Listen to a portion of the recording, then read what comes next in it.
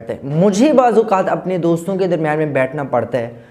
तो दोस्तों के दरमियान में बैठे हुए बाज़ औक़ात ऐसी बात किसी दोस्त के मुंह से निकल जाती है जो आपको कंफर्टेबल जोन से निकाल के अनकंफर्टेबल जोन में ले आती है। आपका माइंड जो है वो फ़ौरन बेचैनी की हालत में चला जाता है कि इसने जो बात की है आखिर ये मेरे माइंड को परेशान क्यों कर रही है, इसे ये बात नहीं करनी चाहिए थी क्योंकि ये बात बड़ी बुरी है। आपको ये कंफर्टेबल जोन से निकालता है और अनकंफर्टेबल जोन में लेकर आते हैं और आप फ़ौरन सोचना शुरू कर देते हैं कि यहाँ से निकला कैसे जा सकता है, इसे फेस कैसे किया जा सकता है और कैसे इस बात को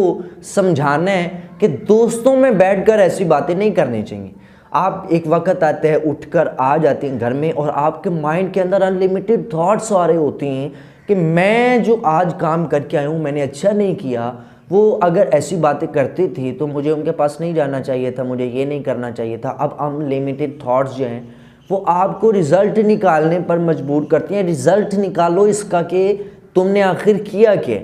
फिर थॉट्स जो हैं वो रिज़ल्ट आता है आपने कि अच्छा नहीं किया, आपने ये नहीं किया, तो आपको फिर ये सारी की सारी चीज़ें एक प्रोसेसिंग शुरू होती है। घंटे 1.5-2 घंटे के अंदर आप रिज़ल्ट निकालते हैं और इसका आपको फ़ायदा क्या होता है, आप इस चीज़ के काबिल हो जाते हैं कि आपको पता चल जाता है कि लाइफ के अंदर अगर दोबारा कभी ऐसा